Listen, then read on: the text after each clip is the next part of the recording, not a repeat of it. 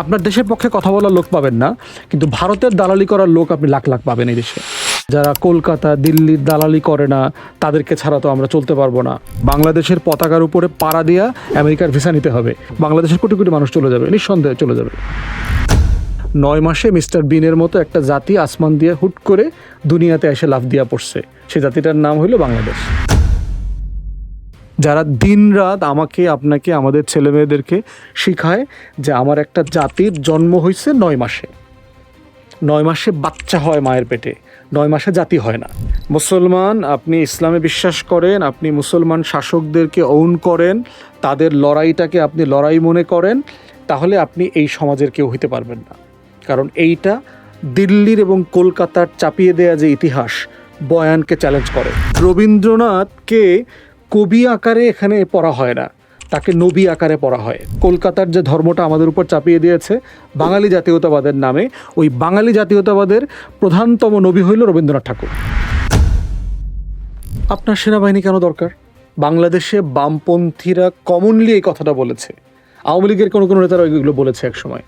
আমার সেনাবাহিনী লাগবে কেন? আমি কার সাথে যুদ্ধ করব? মানে আমার ভারত তো আমার বন্ধু রাষ্ট্র, মানে সে তো আমাকে দখল করবে না, এখানে তো সৈন্যবাহিনী পাঠাবে না। আমি পার্সোনালি জানি আপনার আমাদের মিলিটারি ট্রেনিংয়ে তাদের যে মানে মানে প্রোটোকল বুকস আছে, সেখানে পরিষ্কার করে ভারতকে শত্রু রাষ্ট্র হিসাবে নিশানা করা আছে। ইন্ডিয়ার প্রতিবেশী যে রাজ্যগুলো আছে, এই রাজ্যগুলোতে কোথায় কোন জায়গায় ল্যান্ড করবেন সেই পরিমাণ ড্রিল পর্যন্ত করে গেছে, জিয়াউর রহমানের নেতৃত্বে হয়েছে। আমাদের সেনাবাহিনী যখন ট্রেন করে, সেখানে যখন গুলি করে, ওই গুলির নিশানায় ভারতের নাম লেখা থাকতো। গত 55 বছরে পাকিস্তান স্বাধীনতা যুদ্ধের পরে একবারের জন্য কি আমার সভরেন্টিকে আক্রমণ করছে? একবারের জন্য না। কিন্তু ভারত তো প্রতিদিন করতেছে, প্রতিদিন আমার সীমান্ত দখল করতেছে, গরু ছাগল চুরি করে নিয়ে যাচ্ছে, ধান কাটতে দিচ্ছে না, মানুষ হত্যা করছে। 55 বছর আগে যিনি আমার স্বাধীনতার শত্রু ছিল, তাকে 2009 থেকে আবার নতুন করে শত্রু বানাইছে। আর যিনি শত্রু তাকে প্রত্যেক দিন আমাকে ট্যাবলেট করে খাওয়ানো হয়েছে, তিনি আমার বন্ধু রাষ্ট্র। বিমান বাহিনীতে যে রয়ের ইউনিট ছিল, সেই ইউনিটকে খুঁজে পাওয়া গেছে, তাদেরকে ডিসআর্ম করা হয়েছে, তাদেরকে মানে কোর্ট মার্শাল করা হয়েছে, জেলে নেওয়া হয়েছে। আর আমাদের সেনাপ্রধান, বিমান বাহিনী প্রধান যেভাবে আমাদের ফোর্সগুলোকে আধুনিকায়ন করতে চায়, নতুন নতুন বিমান কিনতে চায়, এইটার বিপক্ষে একটা মতামত তৈরি করতে চাচ্ছে। পাকিস্তানের সাথে চায়নার সাথে আমাদের সামরিক বোঝাপড়া আগের থেকে অনেক বেড়েছে, এটা আরও বাড়ানো দরকার। আমাদের স্বাধীনতা সার্বভৌমত্বের জন্য এই দুইটা পরাশক্তির সাথে সম্পর্ক ভালো করা ছাড়া সিম্পলি আমাদের হাতে কোনো অপশন নাই। ভারতকেই ভেঙে টুকরা টুকরা করে দেবে এই বিজেপি এবং তার হিন্দুত্ববাদী রাজনীতি। ভারত রাষ্ট্র আকারে প্রচণ্ড অসভ্য একটা বড় বড় রাষ্ট্র। ভারতকে বাধ্য পাকিস্তান করতে পারছে, জিয়াউর রহমান করতে পারছে, কিন্তু আপনি করতে পারছেন না কেন? তাহলে আপনি আসলে চান নাই। ওই যে চেতনার বড়ি খাওয়াইছে আমাদেরকে। যখনই আপনি তিস্তা চাইবেন, আপনারা রবীন্দ্রনাথ দেখাই দিবে, এই যে দেখো রবীন্দ্রনাথের জন্মবার্ষিকী আসছে, পূজা দাও। যখনই আপনি গঙ্গার পানি চাইবেন, আপনাকে রবীন্দ্রনাথ দেখাই দিবে, এই যে এখন মৃত্যুবার্ষিকী আসছে, পূজা দাও। মানে আপনি যখনই রাষ্ট্র আকারে আপনাকে অ্যাসার্টিভ করতে চাইবেন যে এই রাষ্ট্রটা আমার, এখানে আমার অধিকার লঙ্ঘিত হচ্ছে, তখনই প্রত্যেকবার আপনাকে ডাইভার্ট করবে এখানে সেখানে। সবাইকে স্বাগত জানাচ্ছি রিয়েল টাইম পডকাস্টে। উত্তপ্ত বিশ্ব পরিস্থিতি, উত্তপ্ত মধ্যপ্রাচ্য, এরই মধ্যে পশ্চিমবঙ্গে বিজেপির উত্থান, সব মিলিয়ে আমাদের প্রিয় মাতৃভূমি বাংলাদেশের ভূরাজনৈতিক অবস্থান কেমন হতে পারে, কেমন হওয়া উচিত, এই প্রসঙ্গগুলি নিয়েই আজকে আমরা কথা বলবো। এবং স্টুডিওতে আলোচনার জন্য আমাদের কাছে উপস্থিত আছেন আলোচক, বিশ্লেষক এবং রাজনীতিবিদ, এবি পার্টি সাধারণ সম্পাদক আসাদুজ্জামান ফুয়াদ। ফুয়াদ ভাই, আসসালামু আলাইকুম। কেমন আছেন আপনি? আলহামদুলিল্লাহ। আমাদের স্টুডিওতে আসবার জন্য আপনাকে অনেক অনেক ধন্যবাদ জানাচ্ছি। দাওয়াত দেওয়ার জন্য ধন্যবাদ। তো প্রথমে আমরা এই বিষয়টা দিয়ে শুরু করতে পারি যে মধ্যপ্রাচ্যে যে যুদ্ধ হচ্ছে, আসলে সেই যুদ্ধ তো এখন পর্যন্ত অমীমাংসিত, শেষ হয়নি সেভাবে লিখিতভাবে। একদিকে বলা হচ্ছে যুদ্ধবিরতি, কিন্তু সেই যুদ্ধবিরতির ভেতরেই কিন্তু লেবাননে ইসরায়েল তার হামলা চালিয়ে যাচ্ছে। এদিকে যুক্তরাষ্ট্র এবং ইরান পরস্পরকেই তারা শর্ত দিচ্ছে, কেউই কারো শর্ত মানছে না এবং উভয় পক্ষই জয় দাবি করছে। তো এই অবস্থায় আসলে যুদ্ধের ফলাফলটা কি হলো? কে জিতলো, কে হারলো? ধন্যবাদ। পশ্চিমা বিশ্লেষকরা মোটামুটি যারা নিরপেক্ষভাবে যুদ্ধকে দেখছেন, মন্তব্য করছেন, ওনারা সবাই মোটামুটি একমত আমেরিকা যুদ্ধে হেরে গেছে। এখন প্রশ্ন হচ্ছে যে আমেরিকা হেরে গেছে এই বাস্তবতায় তো আমেরিকার মতো একটা সুপার পাওয়ার সে যুদ্ধক্ষেত্র থেকে চলে আসতে পারে না, কারণ পরাজয়ের মেডেল নিয়ে তো সে ওয়াশিংটনে হাঁটতে পারবে না। তো এই জন্য আমেরিকা যেটা চাচ্ছে সেটা হচ্ছে যে আপনার একটা এক্সিট রুট চাচ্ছে, যেটার মধ্য দিয়ে সে দাবি করতে পারবে যে আসলে আমেরিকা যুদ্ধে জিতেছে, আমরা ফেরত আসলাম, এরকম একটা জায়গা আর কি। কিন্তু সেই রকম একটা জায়গা ইরান তাকে আবার দিচ্ছে না, যে আমি আপনাকে সম্মানজনকভাবে যুদ্ধক্ষেত্র থেকে চলে যাওয়ার কোনো পথ তৈরি করে দেব না। তো এই জায়গাটাতে হচ্ছে যে এটা আটকে আছে আর কি। বাট মোটামুটি সারা দুনিয়াতে সবাই পর্যবেক্ষকরা একমত যে যুদ্ধে আমেরিকা হেরে গেছে, এবং এই যুদ্ধে আবার বিজয়ী বেশে ফিরে আসবার কোনো সম্ভাবনাও আমেরিকার নাই। কারণ প্রযুক্তি বলেন, অস্ত্র বলেন, এবং হরমুজের নিয়ন্ত্রণ, যেটাকে কেন্দ্র করে এত কিছু আয়োজন, তার প্রত্যেকটা জায়গাতে ইরান অলরেডি এত স্মার্টলি আউটপ্লে করে ফেলেছে, সেখানে আমেরিকা আর নতুন করে কিছু করতে পারবে না। কারণ সে নতুন করে আর কি করতে পারবে? হয়তো আরও 10টা বোম মারতে পারবে, আরও 2000 ইরানিয়ানদেরকে হত্যা করতে পারবে, আরও 10টা স্কুল ভেঙে দিতে পারবে, আরও হয়তো 50-100 ইরানিয়ান নেতাদেরকে হত্যা করতে পারবে, মানে যেটা সে অলরেডি করে ফেলছে। ধরেন তাদের মানে সুপ্রিম লিডারকে মেরে ফেলছে, মানে আপনি এরপর ইরানের আর কাকে মারবেন? আর তো কেউ নাই যাকে মারলে পরে ইরান একেবারে ধসে যাবে, মানে ভয়ে যুদ্ধক্ষেত্র থেকে বাড়ি চলে যাবে, ওইরকম তার কেউ নাই। আপনি ইরানের সিনিয়র জেনারেলদেরকে মেরে ফেলছেন, ফরেন মিনিস্টারকে মেরে ফেলছেন, নিরাপত্তার দায়িত্ব ছিল ফরেন অ্যাফেয়ার্সে তাকে মেরে ফেলছেন। তো এই যে মানে লর্ড অফ সিনিয়র লিডারশিপ, যাদেরকে প্রায় 60-এর মতো লিডারশিপকে হত্যা করা হয়েছে, তাহলে সেই জায়গাতে এখন মানে আপনি কোনো পয়েন্টে যুদ্ধের মোড় ঘুরায় দিতে পারবেন এমন কোনো জায়গা আমরা দেখতে পাচ্ছি না। তাহলে অলরেডি আপনার হরমুজের নিয়ন্ত্রণ নিয়ে ইরান যে পরিমাণ টাকা কামাচ্ছে এবং পুরো চলাচলের প্রবাহ সে নিয়ন্ত্রণ করে ফেলেছে, সেখানে আমেরিকা অবরোধ দিয়ে অথবা আপনার মানে প্রোটেকশন দিয়ে কোনো জাহাজকে রাজি করাতে পারছে না ওটা পার হবার জন্য। তাহলে সেই রকম একটা বাস্তবতায় যুদ্ধের কোনো ক্রাইটেরিয়াতেই আমেরিকা এখন এগিয়ে নাই। এখন একমাত্র জায়গা হচ্ছে তাকে এখান থেকে পলাইতে হবে, এবং এই পলানোর পথটা সে খুঁজে পাচ্ছে না বলেই যুদ্ধটা অমীমাংসিতভাবে রয়ে গেছে, যেখানে কে জিতেছে কে হেরেছে এটা পরিষ্কার করে বলছে না। এবং এরকম একটা সিচুয়েশনেও কিন্তু আমেরিকা প্রথমবার পড়ে নাই, এর আগেও সে বহুবার পড়েছে। আফগানিস্তানে দেখেন, তালেবানদের কাছে হেরে যাবার আগেই তারা কয়েক বছর থেকে কিন্তু কাতারে তালেবানদের সাথে মিটিং করছে, রেগুলার মিটিং করছে, তারা নেগোশিয়েট করছে, তারা তালেবানদের কাছে পরাজিত হচ্ছে এটা কখনো স্বীকার করে না। তালেবানরা একের পর এক শহর দখল করে ফেলেছে, কাবুলের দিকে এগিয়ে আসছে। এরকম একদিন আপনার শুনলাম রাতের বেলা সবাই পালায় চলে গেছে কাবুল থেকে, তাদের অস্ত্র, তাদের মানে গাড়ি, অফিস, মেশিনারি সব কিছু রেখে তারা রাত শেষে পালায় চলে গেছে। এখন আমেরিকার ওরকম একটা পালায়া যাওয়ার রাতের অপেক্ষায় সে আছে আসলে, যে সে আসলে কবে কখন পালায়া চলে যাবে আর কি। এবং সেটার জন্য সময় খুব বেশি নাই, কারণ নভেম্বরে আমেরিকাতে মিড টার্ম ইলেকশন আছে। মধ্যবর্তী নির্বাচনে আপনার ধারণা করা হচ্ছে ইতিমধ্যে যে ট্রাম্প কংগ্রেসের নিয়ন্ত্রণ হারায় ফেলবে। তো কংগ্রেসের নিয়ন্ত্রণ হারায় ফেললে তার বিরুদ্ধে ইমপিচমেন্টের অভিযোগ আসবে। আপনি জানেন যে তিনি ইতিমধ্যে অভিযুক্ত আসামি, তাকে জেলে যেতে হয়েছে এবং সে জামিনে বের হয়েছে। এরপরে এসে সে প্রেসিডেন্সিয়াল প্রিভিলেজ ব্যবহার করে সব মামলা আপনার উজ্জ্ব করে ফেলেছে। বাংলাদেশে যেভাবে হোম মিনিস্টার সব মামলা উজ্জ্ব করে ফেলতে পারে এরকম সে এটা করেছে, কিন্তু এটাকে আবার নতুন করে শুরু করবার সুযোগ আছে। ডেমোক্রেটরা অনেকেই বলছেন যে মধ্যবর্তী নির্বাচনের পরে কংগ্রেসে, সিনেটে তার বিরুদ্ধে ইমপিচমেন্টের শুনানি আবার শুরু হবে। তো সব মিলিয়ে আসলে ট্রাম্প খুব ভালো অবস্থায় নাই এবং যুদ্ধে তার বিজয়ের কোনো সম্ভাবনা নাই। ইসরায়েলের অবস্থা দেখেন যে নেতানিয়াহুর অবস্থাও একই রকম। সে কিন্তু একটা মানে kind of a close two convicted criminal. তাকে এখন ক্ষমতা ছেড়ে দিলেই তাকে জেলে যেতে হবে। এখন তাকে জেলে না যাওয়ার একমাত্র অপশন হচ্ছে প্রধানমন্ত্রীর অফিসে থাকা, কারণ প্রধানমন্ত্রীর স্টেট প্রিভিলেজ আছে যে তাকে দায়িত্ব পালন করা অবস্থায় আপনি জেলে নিতে পারবেন না। তো সেরকম একটা ব্যবস্থা এখন নেতানিয়াহু কী করেছে, যুদ্ধ কন্টিনিউ করছে। গাজায় তার যুদ্ধ কন্টিনিউ করছে, লেবাননে, সিরিয়াতে, ইরানে একের পর এক ফ্রন্ট খুলতেছে। উল্টা দিকে দেখেন যে ইরানকে আমেরিকা একটা আয়রন ডম সিস্টেম বানিয়ে দিয়েছে।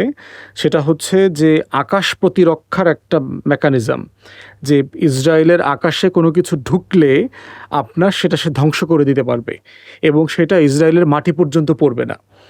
এইবারের যুদ্ধে যেটা হয়েছে, ইরান প্রথমবারের মতো তার আয়রন ডম ব্রেক করে তেল আবিব, হাইফা থেকে শুরু করে বড় বড় শহরে বোমা মারতে সক্ষম হয়েছে। প্রধানমন্ত্রীর বাসভবন অথবা অফিসেও ইরানের মিসাইল গিয়ে অ্যাটাক করেছে এমন রিপোর্ট হয়েছে, যদিও সেটা ইসরায়েল কখনো স্বীকার করে নাই। নেতানিয়াহু আহত হয়েছে এরকম ঘটনাও আসছে, ইরানের বড় বড় জেনারেলরা মারা গেছে অথবা আহত হয়েছে, যদিও এগুলো কোনোটাই ইসরায়েল স্বীকার করে না। তো এখন সেরকম একটা বাস্তবতায় ইসরায়েলের যে মধ্যপ্রাচ্যে একটা সুপ্রিমেসি ছিল ক্ষমতার, যে আমাকে কেউ টাচ করতে পারবে না, আমি আসলে সেরকম অমনিপটেন্ট, মানে আমার ক্ষমতা গড়ের কাছাকাছি, তো সেরকম একটা জায়গায় তার ক্ষমতা চ্যুত হয়ে গেছে। যে তাকে যে আসলে টাচ করা যায়, তাকে যে আসলে চ্যালেঞ্জ করা যায়, চ্যালেঞ্জ করে দাঁড়িয়ে থাকা যায়, এইটা হিজবুল্লাহ, হামাস এর আগে এই জাতীয়তাবাদী স্বাধীনতাকামী সংগঠনগুলো প্রমাণ করেছে, চেষ্টা করেছে। এখন সেটা ইরান পার্টিকুলারলি দেখিয়ে দিয়েছে। এখন এই বাস্তবতাতে হচ্ছে যে পৃথিবীর দুইটা পরাশক্তি একসাথে মিলে ইরানের কাছে হেরে যাওয়াটার যে বেইজ্জতি, এইটা তারা কেউ নিতে পারছে না। এর সাথে যোগ হয়েছে এদের যে ঐতিহাসিক মিত্র ন্যাটো অ্যালায়েন্স যাদেরকে আমরা বলি, সেই নেটোর মিত্ররা কেউ এই যুদ্ধে অংশগ্রহণ করতে রাজি হয় নাই। ইংল্যান্ড বলেন, ফ্রান্স বলেন, যত দেশ আছে সবাই বলেছে আমরা আমাদের জায়গা থেকে এটা আমাদের যুদ্ধ না, এটা প্রয়োজন নাই এই যুদ্ধ করবার। তো সেই যুদ্ধে তারা অংশগ্রহণ করছে না। সো ইন্টারন্যাশনালিও ইরাকে যুদ্ধ করবার ক্ষেত্রে অথবা আফগানিস্তানে অ্যাটাক করবার ক্ষেত্রে যেভাবে অ্যালায়েন্স হয়েছিল সো কল্ড আমেরিকার মিত্র দেশের মধ্যে, সেই রকম কোনো মিত্রতাও এখন আর নাই। তাহলে আমেরিকা এবং ইসরায়েল কিন্তু গ্লোবালি আইসোলেটেড হয়ে গেছে, একা হয়ে গেছে। সে ডোমেস্টিক ফ্রন্টে একা হয়ে গেছে, যুদ্ধের ময়দানে একা হয়ে গেছে, মিত্রদের কাছে সে একা হয়ে গেছে। তো সব মিলিয়ে হচ্ছে আপনার ট্রাম্পের আত্মহত্যা করবে কিনা জানি না, বাট এরকম একটা সিচুয়েশনে পৃথিবীতে অনেকে আত্মহত্যা করেছে। হিটলার আত্মহত্যা করেছে, যে বার্লিন অ্যাটাক করতেছে, আপনার মিত্র শক্তি আপনার ক্লোজ করে ফেলতেছে, কাছাকাছি চলে আসতেছে, মিউনিক পতন হয়েছে, ফ্রাঙ্কফুর্টের পতন হয়েছে। এই খবর আসলে হিটলার আর নিতে পারে নাই। তখন সে তার ওয়াইফ, গার্লফ্রেন্ড, ফ্যামিলি নিয়ে সবাই মিলে আত্মহত্যা করেছে। এখন ট্রাম্প আত্মহত্যা করবে কিনা আমরা জানি না, বাট আত্মহত্যা করবার মতো সাফিসিয়েন্ট উপকরণ ট্রাম্পের আসলে আছে। অনেকেই বলছেন যে মার্কিন যে সাম্রাজ্যবাদ দ্বিতীয় বিশ্বযুদ্ধ থেকে এই পর্যন্ত এই সুবিশাল সময়, তো এই মার্কিন সাম্রাজ্যবাদের বলছেন অনেকেই যে পতনের সূচনা হয়ে গেল এই ইরান যুদ্ধে তাদের এই অলিখিত পরাজয়ের মাধ্যমে।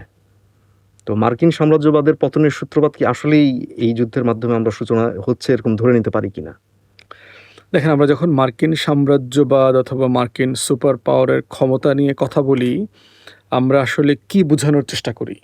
আমরা বোঝানোর চেষ্টা করি যে এই দেশটা অর্থনীতিতে অনেক শক্তিশালী একটা দেশ। কথা সত্য, সে পৃথিবীর নাম্বার 1 ইকোনমি, কোনো সন্দেহ নাই। আমরা মার্কিন সাম্রাজ্যবাদ বলতে বোঝাই যে সে মিলিটারিলি, সামরিকভাবে অনেক ক্ষমতাশালী। এবং এই কথাটা সত্য, কারণ আপনি পেন্টাগনের মার্কিন ডিফেন্স বাজেট হচ্ছে ±1.5 ট্রিলিয়ন ডলার। $5 ট্রিলিয়ন হচ্ছে ধরেন আমার দেশের জিডিপির 3-3.5 গুণ আর কি, আমার টোটাল দেশের। পৃথিবীতে আপনার সকল পরাশক্তি, গুরুত্বপূর্ণ অনেক পরাশক্তিকে একসাথে করলেও তার সামরিক বাজেট এটার কাছাকাছি না।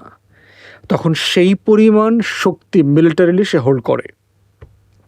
অতএব সেই জায়গাতে, এবং থার্ড হচ্ছে যখন সাম্রাজ্যবাদ বোঝায়, শক্তি বোঝায়, আমরা জ্ঞান বিজ্ঞান বোঝাই, যে নলেজ, ইনোভেশন, বৈজ্ঞানিক আবিষ্কার থেকে শুরু করে প্রযুক্তি, তথ্য যা আছে সব কিছুতে সে টপে আছে। তাহলে সেই রকম একটা জায়গায় যখন আমরা বলছি যে এই সাম্রাজ্যবাদের পতন হবে, এইটা বলাটা যত আনন্দদায়ক, শুনতে যত ভাল লাগে যে হ্যাঁ আমেরিকার পতন হয়ে যাবে, যখন তখন পড়ে যাবে, এইটা উত্থান হইতেও কিন্তু 250 বছর সময় লাগছে। আজকের এই আমেরিকা হতে আপনার তো 250 বছর সময় লেগেছে। 1776 সালে সে স্বাধীন হয়েছে। তাহলে 250 বছরের একটা জার্নি সাডেনলি তো আপনার হুট করে পড়ে যাবে না। তার আপনি যদি হিমালয়ের চূড়ার মতো চিন্তা করেন যে আপনার উঠতেও অনেক কষ্ট, আপনি হুট করে আবার নেমে যেতে পারবেন না, র্যাপিডলি হবে না, এটা নামতেও খুব স্লোলি নামতে হবে। তো আমেরিকার বাস্তবতা হচ্ছে তাই যে এটা সাম্রাজ্যবাদের পতনের প্রশ্ন হচ্ছে যে বিকল্প শক্তির ভরকেন্দ্র তৈরি হচ্ছে কিনা।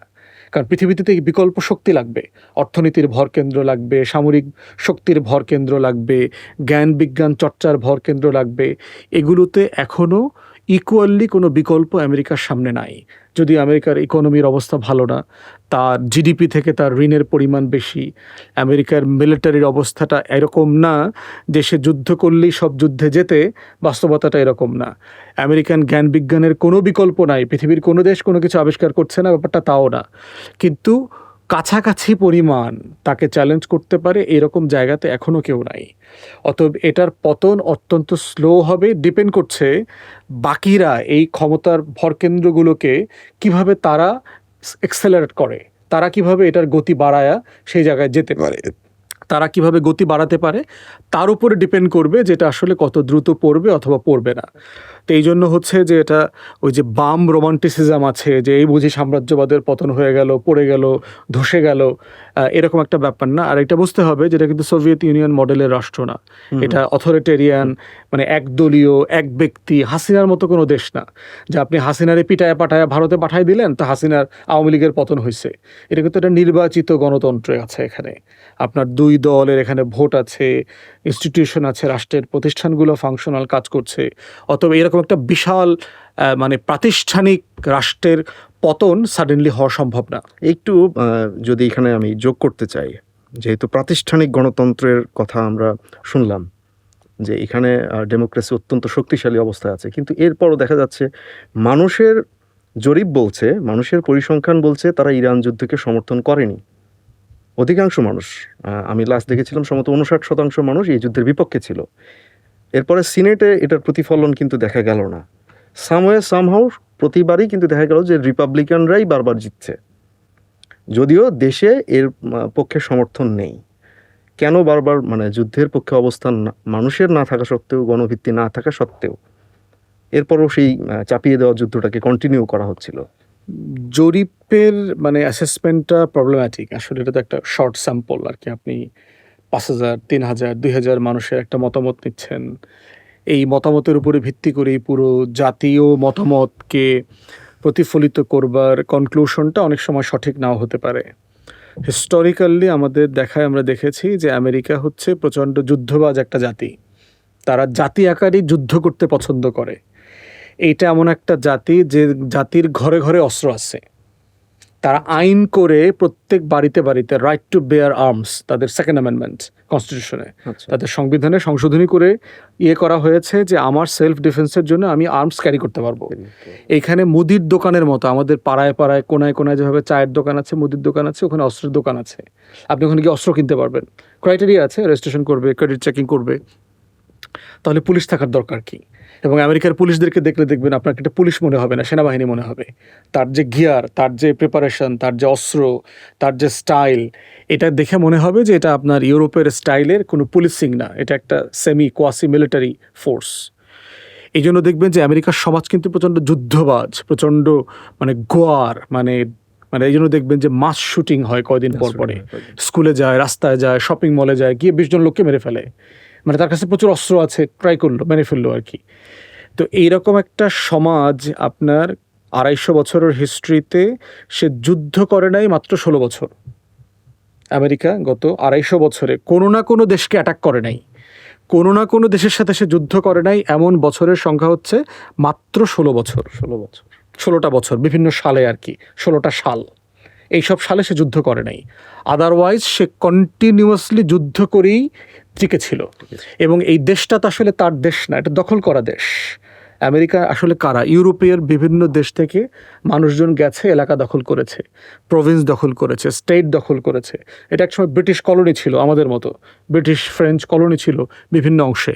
তো সেই জায়গাতে আপনার এই দখলদারদের দেশে আদিবাসীরা কোথায়? নাই করে দিয়ে তাদেরকে সেকেন্ড ক্লাস সিটিজেন বানিয়ে দিয়েছে। অতএব এই রাষ্ট্র বানানোর প্রক্রিয়াটাই হইল যুদ্ধ, ধ্বংস, গণহত্যা, মানবতা বিরোধী অপরাধ, ওই দেশের মানুষকে, প্রকৃতি, পরিবেশকে নাই করে দেবার মধ্য থেকে যার জন্ম হয়েছে। অতএব আজকে তার এই জনমতটা তার ঐতিহাসিক বাস্তবতার মানে প্রতিফলন না। যদি হতো তাহলে সে একের পর এক যুদ্ধে পরাজিত হবার পরেও যুদ্ধ করতে পারতো না। তার এই যুদ্ধ করবার যে খাইসলত দেখেন, সে কন্টিনিউয়াস যুদ্ধ করে, যুদ্ধ করার মধ্য দিয়ে সে বেঁচে থাকে, সে মনে করে তার শত্রু ঠিক করে, কারা শত্রু, কার বিরুদ্ধে আমি কন্টিনিউয়াসলি ফাইট করব। এবং নামে বেনামে সারা দুনিয়াতে আমেরিকার 800-র উপরে বেইজ আছে, যদিও সে স্বীকার করে না, স্বীকার করে হয়তো 100+-, কিন্তু বিভিন্ন সময় গবেষকরা বের করেছেন যে 800-র উপরে তার মিলিটারি বেইজ আছে। তো সারা দুনিয়াতে আপনার 800 বেস থাকতে হবে কেন? কি দরকার? মানে আপনি তো সেনাবাহিনী, বিমান বাহিনী পালেন আপনার দেশ রক্ষা করবার জন্য। সারা দুনিয়াতে তাহলে আপনি কি করেন? আপনার তাহলে সারা দুনিয়াতে একটা দুষ্টামির প্ল্যান আছে। আপনি একটা দেশ দখল করবেন, একটা দেশের সম্পত্তি দখল করবেন, ওই দেশে কেওয়াস লাগাবেন, তারপরে বাণিজ্য চুক্তি করবেন, এরপরে সম্পদ এক্সট্রাক্ট করে নিয়ে আসবেন। এই পুরো প্রসেসের সাথে হচ্ছে আমেরিকান এই সাম্রাজ্যবাদ বলি অথবা সুপার পাওয়ার বলি তারা জড়িত। অতএব সেই জায়গা থেকে আমাদের যেটা বোঝা দরকার সেটা হচ্ছে যে এটা শুধু রিপাবলিকান স্পেসিফিক রিয়েলিটি না, এটা আমেরিকান সমাজের একটা রিয়েলিটি। তারা যুদ্ধ পছন্দ করে, তারা অস্ত্রবাজ, যুদ্ধবাজ লোক, খুন খারাপি তাদের অস্থি মজ্জায়, তাদের জেনারেশন আফটার জেনারেশন এই দখল এবং খুনের মধ্য দিয়ে তারা বেঁচে ছিল, সার্ভাইভ করেছে। অতএব সেই জায়গা থেকে ডেমোক্র্যাট বলেন, রিপাবলিকান বলেন, যুদ্ধ করা, দেশ দখল করা মোটামুটি সবার ফরেন পলিসিতে একটা কমন জায়গা, খুব বেশি হেরফের নাই। রিপাবলিকানদের বড় হয় তারা হয়তো একটু বেশি গোয়ার, কিন্তু আপনার মৌলিক চরিত্রে কাঠামোগতভাবে খুব পার্থক্য নাই।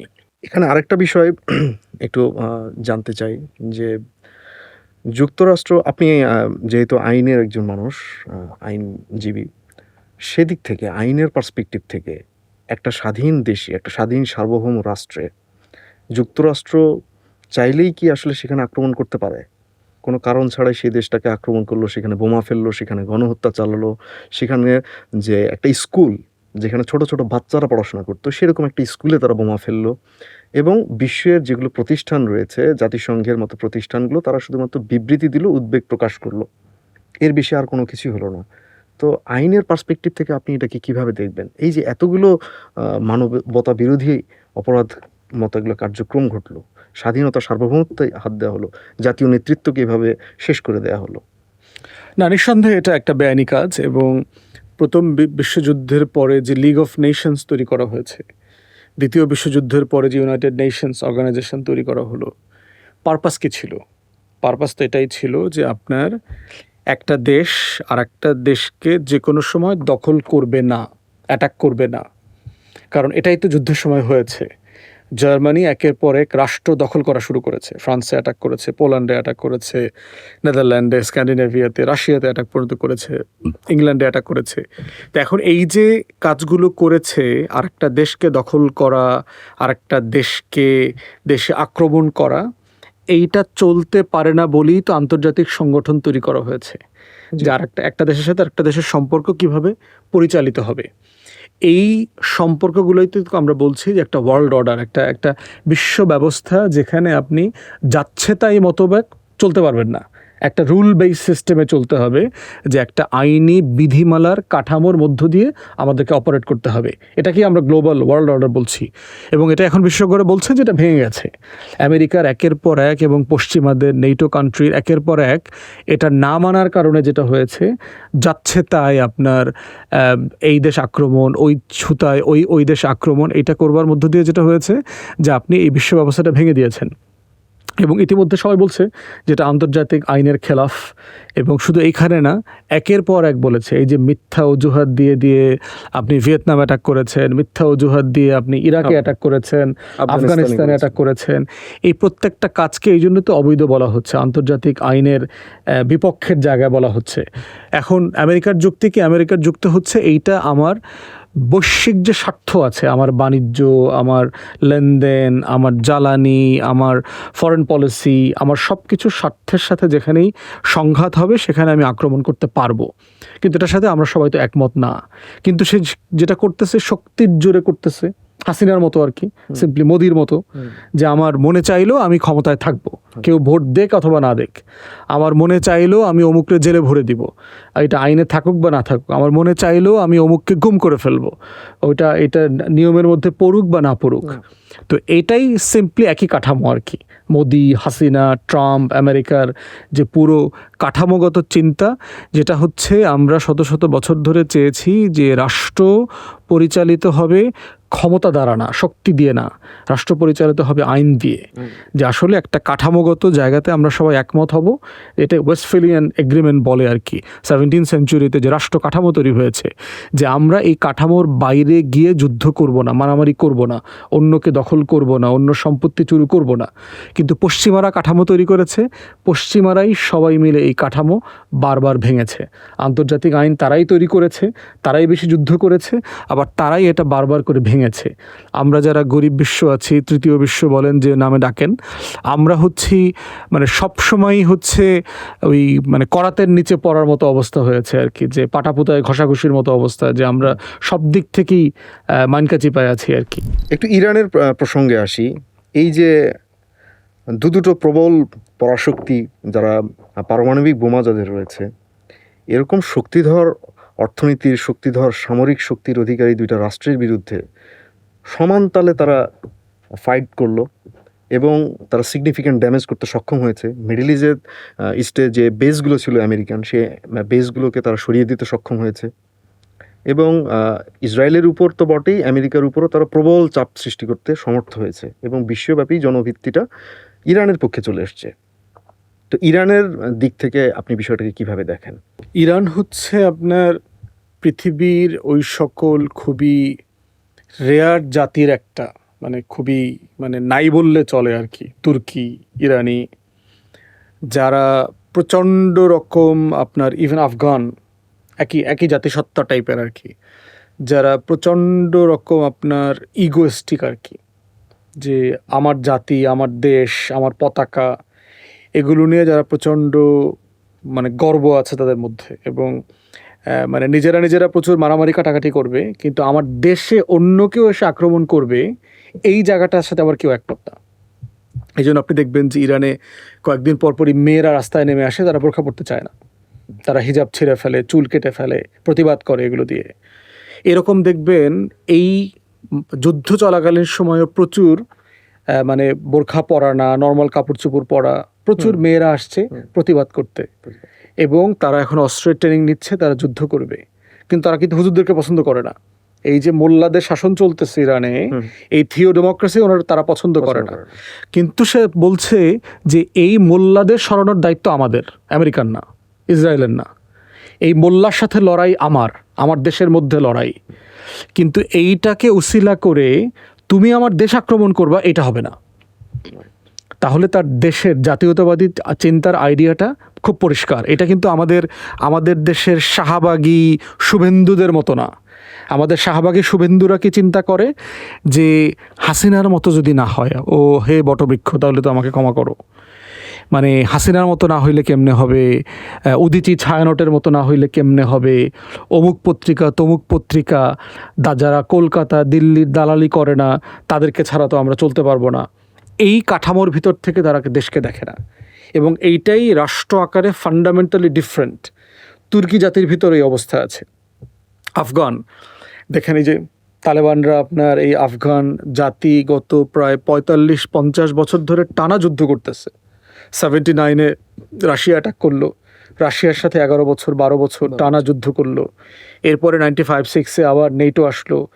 এরপরে মানে অফ অ্যান্ড অন 2001-এ ফুল স্কেল যুদ্ধ শুরু হইলো।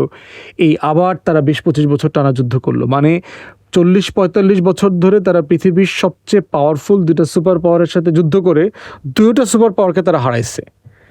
একই রকম দেখেন তুরস্ক, আপনার সেই আনাতোলিয়ান আপনার দ্বিতীয় বিশ্বযুদ্ধের সময়, ফার্স্ট ওয়ার্ল্ড ওয়ারের সময় যখন দখল করতে গেছে, আপনার দেখবেন যে তখন যে যাকে কামাল আতাতুর্ক বলে, ফাদার অফ দ্য নেশন, তিনি তো মিলিটারি অফিসার ছিলেন, কামাল পাশা, তো মিলিটারি লিডার ছিলেন, এবং তার নেতৃত্বে যে যুদ্ধ হয়েছে, সেই যুদ্ধে আপনার পুরো অ্যালাইড ফোর্স যারা ছিল, ইংল্যান্ড, ফ্রান্স, অস্ট্রেলিয়া, নিউজিল্যান্ড, পুরো অ্যালাইড ফোর্সকে তারা পরাজিত করেছে।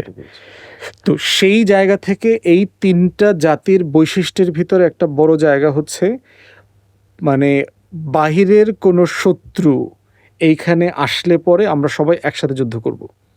কিন্তু শত্রু চলে গেলে আবার নিজেরা মারামারি করবে। দেখবেন তালেবানদের মধ্যে সাথে এখন দেখবেন নিজেরা এই গোত্র ওই গোত্র সেই গোত্র পশতু সাথে আপনার বাকিদের সবার সাথে ঝামেলা চলতেছে, পাকিস্তানের সাথে মারামারি করতেছে, আবার ভারতের সাথে গিয়ে সম্পর্ক করতেছে মোল্লারা, আফগানিস্তানের মোল্লারা। তো সেই জায়গাতে ইরান হচ্ছে একটা স্পেসিফিক্যালি ডিফারেন্ট জাতি।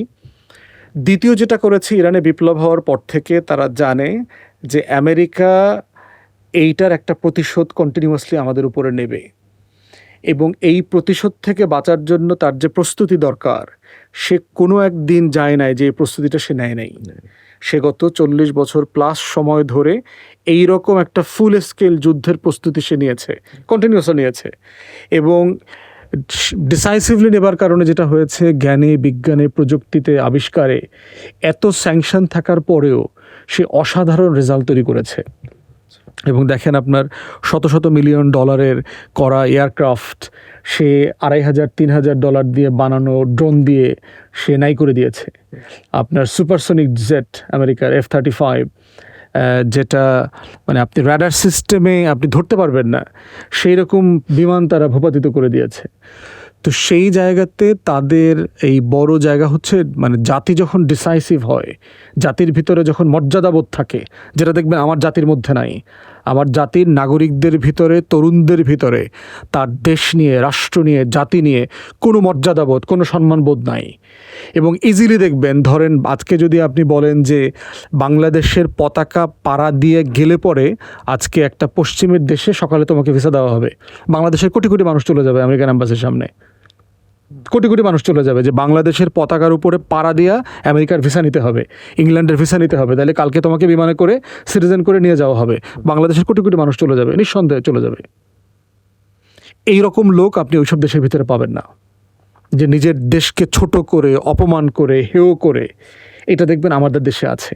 কারণ এই জাতির ভিতরে যে সম্মানবোধ, মর্যাদাবোধ তৈরি করতে হয়, যে আমি অভাবে আছি, ফাইন, আমার টানাপোড়েন আছে, আমি কষ্টে আছি, আমি ধনী না, কিন্তু আমি আমারটা নিয়ে সন্তুষ্ট, আমার যা আছে এটা নিয়ে আমি ফাইট করব, লড়াই করব।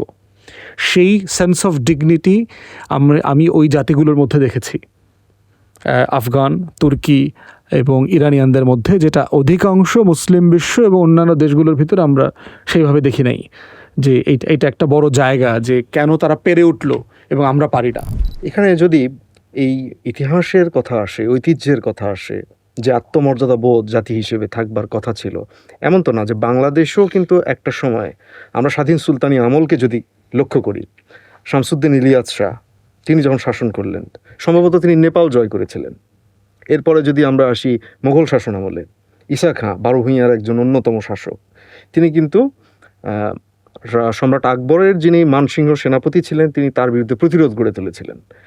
এভাবে যুগে যুগে অনেক কিংবদন্তি পুরুষ এখানে ছিলেন, যাদের সাহসের গল্প, যাদের যুদ্ধ প্রতিরোধের গল্প আমরা শুনেছি। ফকির মজনু শাহের কথা শুনেছি, হাজী শরীয়তুল্লাহর কথা শুনেছি, মীর নিসার আলী তিতুমিরের কথা আমরা শুনেছি। এরপরে নীলকরদের বিরুদ্ধে এখানকার মানুষ যুদ্ধ করেছে, ব্রিটিশদের বিরুদ্ধে যুদ্ধ করেছে, পাকিস্তানের বিরুদ্ধেও যুদ্ধ করেছে। তাহলে সেই এতগুলো ঐতিহ্যকে আমরা বিস্মৃত কেন হলাম? কেন আমাদের এই পরিস্থিতি, এই অবস্থা? চেতনা ব্যবসা, এটার মূল কারণ হলো চেতনা।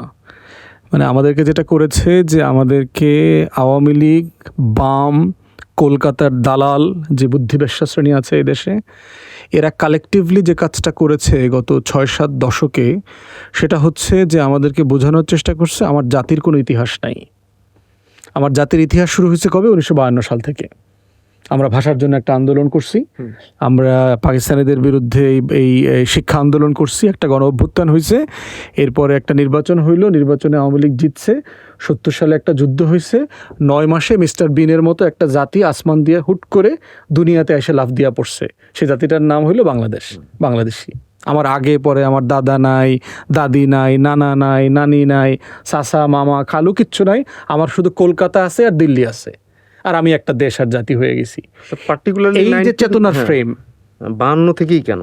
ওই যে চেতনার ফ্রেম আমাকে খাওয়ানো হয়েছে যে এটাই তো হচ্ছে ইন্ডিয়ান হেজিমনি, ভারতের যে মানে ভারত যে অখণ্ড ভারতের রাজনীতিটা করে, সে তো আমাকে রাষ্ট্র আকারে কল্পনা করে না, সে তো রাষ্ট্র আকারে আমাকে মেনে নেয় না। সে মনে করে এটা আমার একটা প্রভিন্স, আমার একটা প্রভিন্সের একটা অংশ, এই আমাদের ওই বেলতলার একটা রাষ্ট্র আর কি, এরকম আর কি। তো সেই জায়গা থেকে, এবং এইটার সাথে যেটা যুক্ত হয়েছে সেটা হচ্ছে বাংলাদেশের দালাল শ্রেণী। এই দেশে খেয়ে পড়ে ভারতের দালালি করার মতো এত পরিমাণ লোক আছে, আপনার দেশের পক্ষে কথা বলার লোক পাবেন না, কিন্তু ভারতের দালালি করার লোক আপনি লাখ লাখ পাবেন এই দেশে। এত পরিমাণ শিক্ষিত দালাল শ্রেণী গত 6-7 দশকে এখানে তৈরি হয়েছে, যারা দিনরাত আমাকে, আপনাকে, আমাদের ছেলেমেয়েদেরকে শিখায় যে আমার একটা জাতির জন্ম হয়েছে 9 মাসে, 9 মাসে বাচ্চা হয় মায়ের পেটে, 9 মাসে জাতি হয় না। জাতি হইতে হইলে শত শত হাজার হাজার বছরের লড়াই সংগ্রামের ইতিহাস থাকা লাগে, যেটা আপনি বলেছেন। এবং সেই আমার যে গর্বিত ইতিহাস, এই গর্বিত ইতিহাসের জায়গায় আমাদেরকে ডিসকানেক্ট করে দিয়েছে, অ্যাজ ইফ আমার কিচ্ছু নাই, আমার কোনো লড়াই নাই। তো জাতির বীর যদি না থাকে, ইতিহাস যদি না থাকে, তার লড়াইয়ের সাথে যদি কানেকশন না থাকে, সে জাতি আকারে সে প্রাউড ফিল করতে পারবে না। তো কিন্তু এই জন্য হচ্ছে যে আমাদের যেটা এই কাজ, সেটা হচ্ছে ওই জায়গাতে আমাদের ইয়াংদেরকে আবার কানেক্ট করা। এবং দেখবেন যে যারাই ওই জায়গাগুলোতে কানেক্ট করবার চেষ্টা করেছে এই সময়গুলোতে, তাদেরকে দেখবেন আপনার সুন্দর সুন্দর নামে ট্যাগ দিয়েছে, মৌলবাদী, জঙ্গি, রাজাকার, আলবদর, পাকিস্তানি, তারপরে হচ্ছে প্রতিক্রিয়াশীল, তারা প্রগতিশীল না, এ দেখবেন সুন্দর সুন্দর নাম দিয়েছে তারা। যে আপনি মুসলমান, আপনি ইসলামে বিশ্বাস করেন, আপনি মুসলমান শাসকদেরকে ওন করেন, তাদের লড়াইটাকে আপনি লড়াই মনে করেন, তাহলে আপনি এই সমাজের কেউ হইতে পারবেন না। কারণ এইটা দিল্লির এবং কলকাতার চাপিয়ে দেয়া যে ইতিহাস, বয়ানকে চ্যালেঞ্জ করে, এবং চ্যালেঞ্জ করে বলেই সে এটাকে নাই করে দিতে চায় সমাজ থেকে। এটাকে সে ইতিহাস মনে করে না, সে মনে করে যে এইটা থেকে আত্মবিস্মৃত করে ফেলতে হবে, ভুলায় দিতে হবে। ভুলায় দিলে পরেই সে একটা হীনমন্যতায় ভুগবে, তখন সে আশ্রয় খুঁজবে। তাহলে আমার ইতিহাস কোথায়? আমার ইতিহাস হচ্ছে বাম রাজনীতির, আমার ইতিহাস হচ্ছে কলকাতা পর্যন্ত, আমার ইতিহাস হচ্ছে যুগান্তর, অনুশীলন, মাস্টারদা সূর্য সেন, প্রীতিলতা ওয়াদ্দেদার, ক্ষুদিরাম, এই ক্রিমিনাল হিন্দুত্ববাদী বিজেপির পূর্বপুরুষ যারা আছে, এরা হইলো আমার মানে আইডল, মডেল। আমার মডেলকে রবীন্দ্রনাথ ঠাকুর, বঙ্কিম থেকে শুরু করে এই যে টোটাল হিন্দুত্ববাদী রাজনীতির যারা যারা তাত্ত্বিক ছিলেন, তাদের সাথে দেখবেন আমাদেরকে পরিচয় করায় দেয়। এই জন্য রবীন্দ্রনাথকে কবি আকারে এখানে পড়া হয় না, তাকে নবী আকারে পড়া হয়। ওই চেতনার নবী, ওই যে দিল্লি আর কলকাতার যে ধর্মটা আমাদের উপর চাপিয়ে দিয়েছে বাঙালি জাতীয়তাবাদের নামে, ওই বাঙালি জাতীয়তাবাদের প্রধানতম নবী হইল রবীন্দ্রনাথ ঠাকুর। এবং ওই নবীকে যদি আপনি নবী মনে না করেন, তাহলে আপনি এই বাঙালি উম্মতের অংশ না। এই হচ্ছে চিন্তার ফ্রেম। এই ফ্রেমটাই হচ্ছে গত 6-7 দশক থেকে পরিকল্পিতভাবে বাম রাজনীতি যারা করেছেন তাদের মাধ্যমে তথাকথিত প্রগতিশীল এবং আওয়ামী লীগের মধ্য দিয়ে আমাদের জাতির উপরে চাপিয়ে দেওয়া হয়েছে। গানে, নাটকে, বাজনায়, সিনেমায়, থিয়েটারে, গল্পে, কবিতায়, ছড়ায়, অভিনয়ে, সব জায়গায় দেখবেন এই ফ্রেমটা হচ্ছে মূল ফ্রেম। এই ফ্রেমের বাইরে আপনি যাবেন, আপনি প্রতিক্রিয়াশীল। এই ফ্রেমের বাইরে আপনি যাবেন, আপনি আধুনিক না। এই ফ্রেমের বাইরে আপনি যাবেন, আপনি মৌলবাদী, রাজাকার, জঙ্গি, 71, স্বাধীনতার বিপক্ষের শক্তি, পাকিস্তান প্রেমী। এই ফ্রেমে আপনাকে আটকায় দিবে।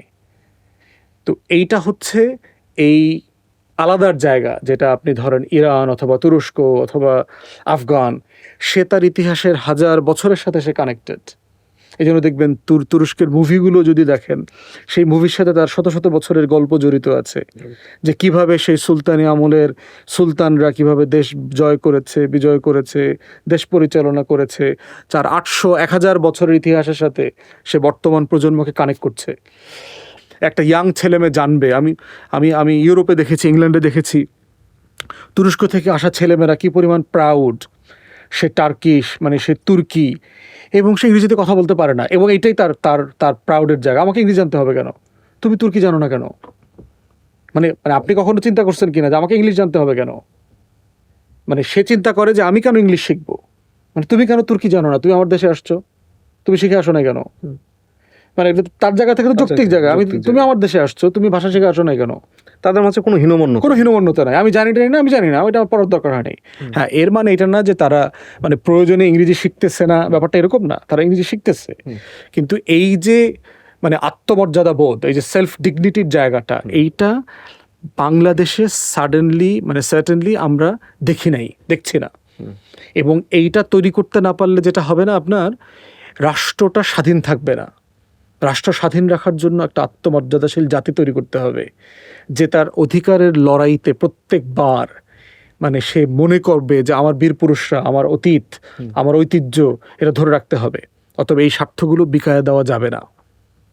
এটা হচ্ছে এই জেনারেশনের লড়াই আর কি।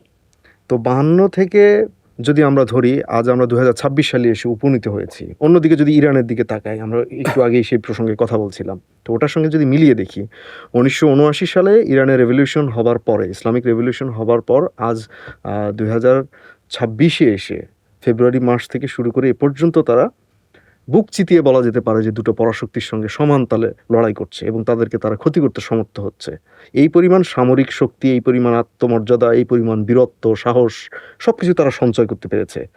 কিন্তু যদি আমরা আমাদের ইতিহাসকে ওই ফ্রেমের আকারে যদি দেখি যে 52 থেকে তাহলে 2026-এ এসে বাংলাদেশ কতটুকু শক্তি সামর্থ্য সঞ্চয় করেছে, সে কি আসলে এই ভূ রাজনৈতিক অবস্থানে কতটুকু নিরাপদ? প্রতিবেশীদের সঙ্গে যদি আমাদের কোনো সময় এরকম কোনো দ্বান্দ্বিক পরিস্থিতি দাঁড়িয়ে যায়, কিংবা সামরিক কোনো ইনভেশনও হয়ে যেতে পারে যে কোনো পরিস্থিতিতে, সেক্ষেত্রে বাংলাদেশের আমাদের কতটুকু প্রস্তুতি আছে?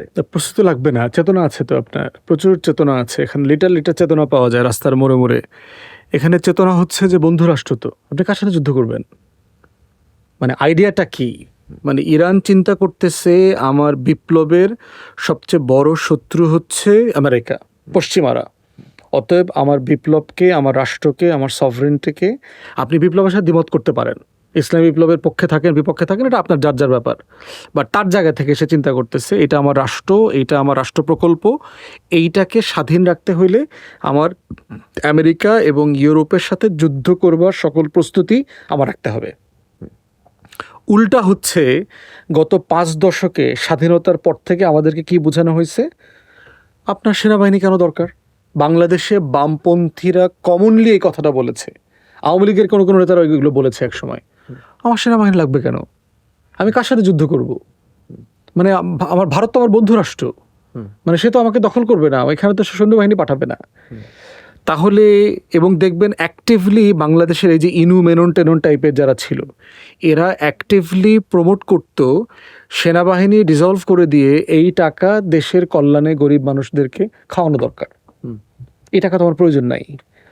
তাহলে আপনি চিন্তা করে দেখেন, ওই যে চেতনা, ওই যে 52 থেকে আপনার ইতিহাসটা শুরু করছে এই কারণে, কারণ এই রাষ্ট্রটার স্বাধীন থাকার প্রয়োজন নাই। আপনি এখানে সিকিম হয়ে থাকবেন, ভুটান হয়ে থাকবেন, আপনি এখানে কাশ্মীর হয়ে যাবেন, হায়দ্রাবাদ হয়ে যাবেন, আপনার বাংলাদেশ নামক স্বাধীন রাষ্ট্রের প্রয়োজন নাই। তো আপনার সেনাবাহিনী কেন দরকার? কিন্তু আবার ওইদিকে কিন্তু স্বাধীনতার চেতনা বিক্রি করতেছে প্রতিদিন। এই চেতনা বিক্রি করতেছে, কিন্তু ওই চেতনার পক্ষের যে কার্যক্রম সেটা আবার পরাধীনতার মতো।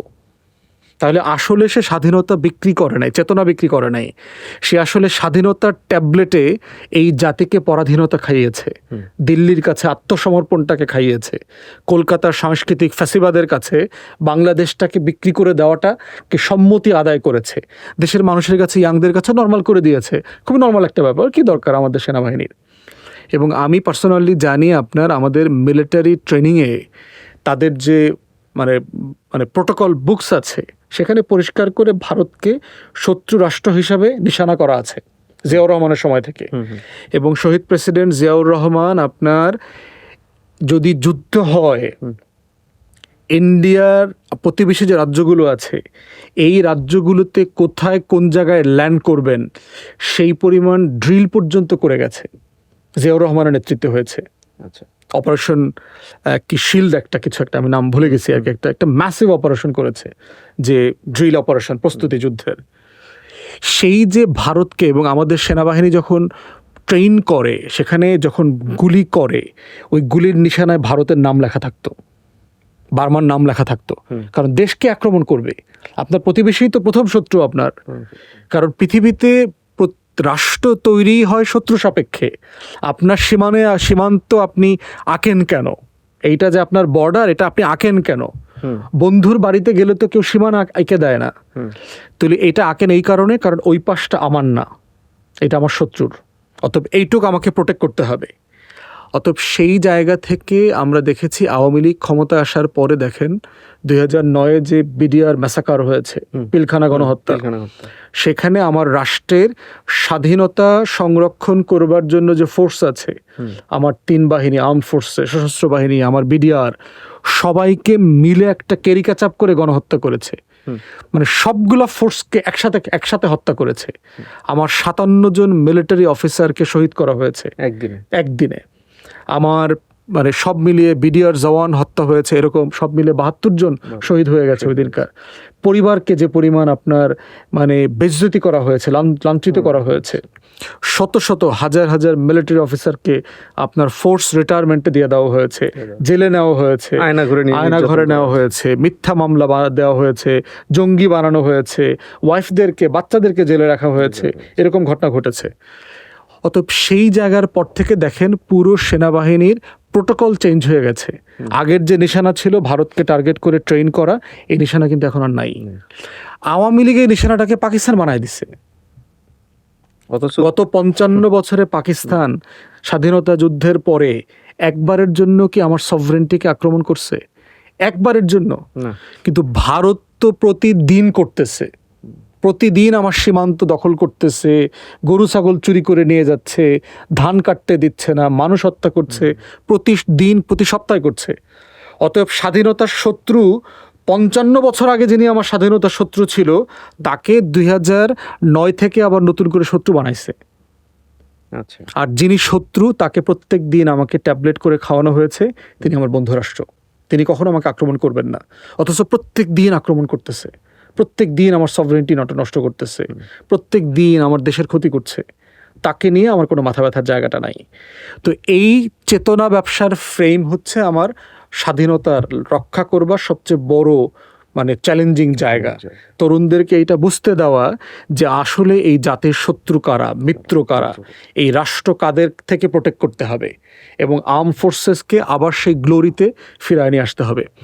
দেখেন কয়েকদিন আগে, গত মাসে সম্ভবত, এনডিসিতে, ন্যাশনাল ডিফেন্স কলেজ যেটা, সেখানে আমাদের সম্মানিত সেনাপ্রধান যিনি আছেন জেনারেল ওয়াকিরুজ্জামান, উনি একটা বক্তব্য দিয়েছেন এবং তিনি ওখানে বলেছেন যে আমাদের মাল্টিটাস্ক মানে এয়ারফোর্সের কোনো এয়ারক্রাফট নাই, মানে একটা বিমান অনেক কাজ করতে পারে একসাথে।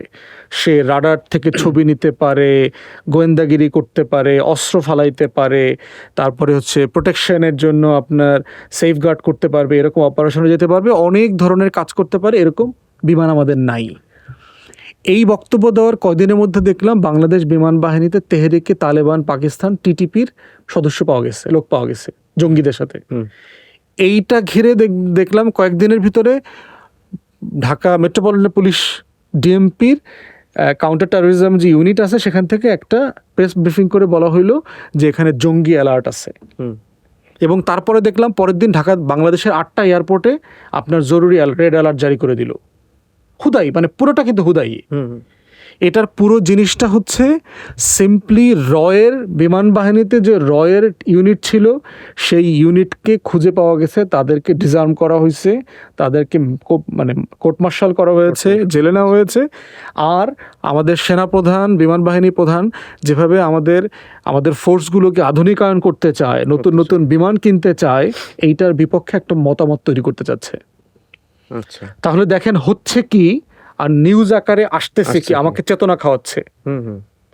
অথচ দরকার ছিল কি যে সারা দেশবাসীকে সেনাপ্রধান, বিমান বাহিনীর প্রধানের সাথে একমত হওয়া যে হ্যাঁ এটার সাথে আমরা একমত, আপনারা আগায়া যান, যা কিছু করা লাগে, দেশের মানুষের রক্ত বেচা হইলেও আমরা টাকা দিব বিমান কেনার জন্য। পাকিস্তান চায়নায় দেখবেন জয়েন্টলি বিমান বানিয়েছে JF-17, এবং এইটা দেখবেন গত বছর যে যুদ্ধ হলো ভারতের সাথে, ভারতকে 4 ঘন্টায় কুপঘাত করে দিয়ে গেছে। অপারেশন সিন্দুরে ইন্ডিয়াকে তো নাস্তানাবুদ করে দিয়েছে। আমেরিকার ফরেন মিনিস্টার প্রেসিডেন্টের কাছে গিয়ে ভারতের পররাষ্ট্রমন্ত্রী পাওটাও ধইরা নেগোসিয়েশনে আসছে। তার ওখানে 6টা না 8টা বিমান ফালায় দিচ্ছে আপনার ফ্রান্সের এবং রাশার তৈরি যে বিমান ছিল রাফায়েল। তো সেই জায়গাতে দেখেন সেই বিমান পাকিস্তান আমাদেরকে ফ্রি দিতে চায়। তাদের এটা নিয়ে মাথা ব্যথা কেন? সঠিক। এবং আমরা এটা কিনবো না কেন, কিনবো না কেন? অথবা যদি কিনতেও যদি হয় আমরা কিনবো না কেন? পাকিস্তানের সাথে চায়নার সাথে আমাদের সামরিক বোঝাপড়া আগের থেকে অনেক বেড়েছে, এটা আরও বাড়ানো দরকার। আমাদের স্বাধীনতা সার্বভৌমত্বের জন্য এই দুইটা পরাশক্তির সাথে সম্পর্ক ভালো করা ছাড়া সিম্পলি আমাদের হাতে কোনো অপশন নাই। চায়না এবং পাকিস্তান দুইজনই মিলিটারিলি খুবই পাওয়ারফুল, যারা ভারতকে চ্যালেঞ্জ করতে পারবে, এবং তাদের সহযোগিতা আমাদের দরকার। এবং বাংলাদেশ সরকার ইতিমধ্যে বেশ কিছু উদ্যোগ নিয়েছে, অন্তর্বর্তীকালীন সরকার। আমরা চাইব যে বিএনপি সরকার এই সিদ্ধান্তগুলো যেন কন্টিনিউ করে এবং এই কাজগুলো এগিয়ে নিয়ে যেতে হবে। এখানে আরেকটা কনসার্নের জায়গা আছে যে পশ্চিমবঙ্গ আমাদের ভারতের, সেখানে যে নির্বাচন হলো এবং যেটা এতকাল ধরে তৃণমূল কংগ্রেসের বলা হতো যে দুর্ভেদ্য দুর্গ, মমতা বন্দ্যোপাধ্যায় সেভাবেই সেখানে অবস্থান করছিলেন এতদিন যাবৎ, কিন্তু সেখানেও বিজেপির উত্থান ঘটলো। যদিও অভিযোগ আছে যে নির্বাচন সঠিকভাবে হয়নি এবং নির্বাচনে যে তালিকা হয়েছিল ভোটারদের সেটার মধ্যেও সমস্যা রয়েছে, এরকম অভিযোগ এসছে। সম্ভবত 30 লক্ষ ভোটারের ব্যাপারে এরকমটা অভিযোগ এসছে, এবং ওই 30 লক্ষ ভোটের ব্যবধানেই কিন্তু মমতা বন্দ্যোপাধ্যায়ের পরাজয় হয়েছে। তো শুভেন্দু অধিকারীর মতো মানুষ, তিনি এখন পশ্চিমবঙ্গের ক্ষমতায়। সব মিলিয়ে বাংলাদেশের সঙ্গে ভারতের আরেকটা নতুন মেরুকরণ হতে যাচ্ছে। এই ব্যাপারটাকে আপনি কিভাবে দেখছেন? দেখেন, বিজেপির উত্থান তো নতুন কিছু না, এটা তো মানে এই গত মাসে হয়েছে, ব্যাপারটা এরকম কিছু না। বিজেপি তো গুজরাটে মুখ্যমন্ত্রী ছিল মোদি, এবং মুখ্যমন্ত্রী থাকা অবস্থায় 2000 সালে আপনার ওখানে ম্যাসিভ জেনোসাইড করলো, পগ্রম করলো, প্রায় 2 থেকে 5,000 মুসলমানকে হত্যা করেছে। তাকে ট্রাভেল ব্যান পর্যন্ত দিয়েছে আমেরিকা এবং পশ্চিমারা। 14 সাল থেকে সে কেন্দ্রে ক্ষমতায় আছে, 3rd টার্মের জন্য সে নির্বাচিত হয়েছে 24-এ।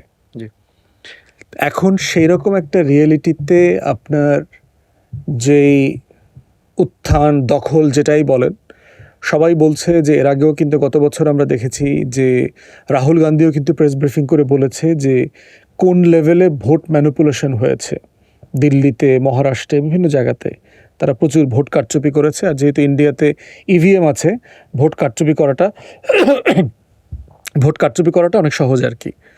তো সেই জায়গাতে পশ্চিম বাংলায়, আমাদের পূর্ব সীমান্তে, আসামে, ত্রিপুরাতে একই রকম ওখানে আপনার বিজেপির শাসন ক্ষমতা চলছে। যে জিনিসটা আমাদের বোঝা দরকার বাংলাদেশে, সেটা হচ্ছে যে বিজেপি কোনো রাজনৈতিক দল না। এটা সিম্পলি ইউরোপ আমেরিকাতে যেটা আমরা দেখি যে এই দল ক্ষমতায় ছিল, ওই দল ক্ষমতায় আসছে, মানে এরকম খুব মানে সাদামাটাভাবে এটাকে দেখবার সুযোগ নাই। বিজেপি হচ্ছে একটা ফ্যাসিস্ট আইডিওলজি, যে অন্যকে, অন্যের অস্তিত্বকে স্বীকার করে না। এটার সাথে আপনি তুলনা করতে পারবেন হিটলারের দল, নাৎসি পার্টির সাথে, অথবা মুসোলিনির দল, ফ্যাসিস্ট পার্টির সাথে। যারা তার মতো না, তাকে সে নাই করে দিতে চায়, সে নির্মূল করে দিতে চায়। এবং এটার যে আইডিওলজিগুলো ছিল আপনার সাভারকারের আগেও এটা অনেক ইন্ডিয়ান এক্সট্রিমিস্ট স্কলাররা এটা নিয়ে কথা বলেছেন, কাজ করেছেন। বাংলাতে বঙ্কিমচন্দ্র, শ্যামাপ্রসাদ মুখার্জি। তো সাভারকার মেইনলি যেই আইডিয়াটা ডেভেলপ করার চেষ্টা করেছে সেটা হচ্ছে যে মানে হিন্দুকে, মানে হিন্দুত্ববাদী মানে মানে আইডিয়াটাকে সে এক্সপ্লেন করতেছে যে হিন্দুকে, যার পিতৃভূমি, জন্মভূমি, পুণ্যভূমি ভারত, 3টা জিনিস। পিতৃভূমি ভারত মানে হচ্ছে কি যে আদিকাল থেকেই আমার পূর্বপুরুষ এখানেই ছিল, এরা কেউ বাইরে থেকে আসে নাই। জন্মভূমি কি আমার জন্ম ভারতেই হয়েছে। আর পুণ্যভূমিকে যে এইটাকে পুণ্যভূমি মনে করে, যেভাবে আমরা মক্কা মদিনাকে পুণ্যভূমি মনে করি, স্যাক্রেড প্লেস। হ্যাঁ, এই 3টা জিনিস যিনি মনে করেন তিনি হচ্ছেন হিন্দু। এখন প্রশ্ন হচ্ছে এটা দিয়ে কি বলার চেষ্টা করা হচ্ছে। এই জন্য দেখবেন যে বৌদ্ধ যারা আছে তাদের সাথে কিন্তু হিন্দুত্ববাদীদের খুব সমস্যা নাই, কারণ তার পিতৃভূমি, জন্মভূমি, পুণ্যভূমি সব হচ্ছে ভারত। শিখ যারা আছে তাদের সাথে দেখবেন হিন্দুত্ববাদীদের সমস্যা নাই, কারণ তার পিতৃভূমি, পুণ্যভূমি, জন্মভূমি সব হলো ভারত। জায়ন যারা আছে, আপনার জৈন ধর্ম নামে একটা ধর্ম আছে, মহাবীর প্রবর্তিত, হ্যাঁ, সেটার দেখবেন পিতৃভূমি, জন্মভূমি, পুণ্যভূমি সব হচ্ছে ভারত। তাহলে এই আইডিয়ার দিয়ে আসলে সে কাকে এক্সক্লুড করতে চাচ্ছে, মাইনাস করতে চাচ্ছে কাকে? মুসলমানদেরকে। কারণ হচ্ছে তারা বলছে যে ভারতবর্ষ যারা শাসন করছে তারা তো এলাকার না, তারা বাইরে থেকে আসছে, বহিরাগত, ফরেনার, ইনভেডার। দ্বিতীয়ত হচ্ছে আমরা কেউ তো ভারতকে পূর্ণভূমি মনে করি না। তো আমরা যারা ভারতবর্ষের মুসলমান আছি, পাকিস্তান, আমরা, মালদ্বীপ, ভারতে এখন যারা থাকে, আমরা ভারতকে একটা দেশ মনে করি, পূর্ণভূমি তো মনে করি না। তাহলে এখানে আমার জন্ম হইলেও এইটা আমাদের সবার পিতৃভূমিও না, আমাদের বিভিন্ন জন বিভিন্ন জায়গা থেকে আসছে। আমাদের ডিএনএতে, আমাদের গায়ের রং, চামড়া দেখলে বোঝা যায় যেখানে ইরান থেকে আসা লোক আছে, ইয়েমেন থেকে আসা লোক আছে, তারপরে মধ্যপ্রাচ্য থেকে, তুরস্ক থেকে আসা লোক আছে, মধ্য এশিয়া থেকে আসা লোক আছে। সো আমাদের পিতৃভূমি এটা না। সো এই পুরো প্রকল্প দিয়ে যেটা বোঝানোর চেষ্টা করা হচ্ছে যে যারা এই 3-4টা ধর্মের অনুসারী না, তারা কেউ হিন্দু না। তাহলে বাকিরা সবাই কিন্তু হিন্দু। ইভেন সাভারকার তিনি কিন্তু নিজে নাস্তিক ছিলেন। হিন্দু কিন্তু টেকনিক্যালি কোনো ধর্ম না।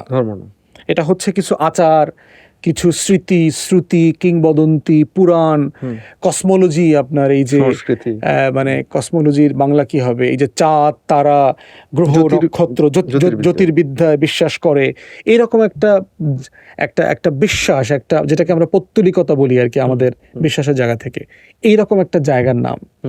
হিস্টোরিক্যালি হিন্দু বলতে কিন্তু আপনার জায়গাকে বুঝাইতো।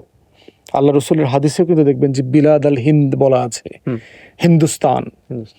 এখন এই সিন্ধু নদীর অববাহিকাতে যারা বাস করতো দুই পাশে, তারা আসলে হিন্দু। এটাই হচ্ছে হিস্টোরিক্যালি বোঝানোর জন্য এটা বলা হইতো। ধর্ম আকারে হিন্দু ধর্ম বলতে কিছু নাই। তাহলে এখন কেন তাহলে সাভারকাররা এই আইডিয়াটা ডেভেলপ করেছে? সিম্পলি মুসলিম বিদ্বেষ থেকে। এবং তারা সবাই হিটলার, মুসোলিনি দ্বারা ব্যাপকভাবে অনুপ্রাণিত ছিল, উৎসাহিত ছিল যে আমাদের ধর্ম, আমাদের সভ্যতা, আমাদের সংস্কৃতি, আমাদের একটা গোল্ডেন টাইম ছিল। তাদের কিছু বোগাস বিশ্বাস আছে, তাদের বিশাল বিশাল তাদের নাকি সভ্যতা ছিল। তো এই সব বিশ্বাসের উপর ভিত্তি করে অখণ্ড ভারতের একটা আইডিয়া ডেভেলপ করেছে যে আপনার হিমালয়, হিন্দুকুশ পর্বত থেকে শুরু করে একেবারে ভারত মহাসাগর পর্যন্ত যা যা আছে, এর পুরোটা হচ্ছে একটা সোনার ভারত, গোল্ডেন টাইম যেটা ছিল আর কি। যদিও হিস্টোরিয়ানরা বলেছে এগুলো সব বোগাস, এগুলোর কোনো অস্তিত্বই কখনো ছিল না আর কি। ভারতবর্ষের গোল্ডেন টাইম হচ্ছে মুঘল এম্পায়ার, মুসলমানদের শাসন। এর আগে এখানে কোনো গোল্ডেন টাইম ছিল না।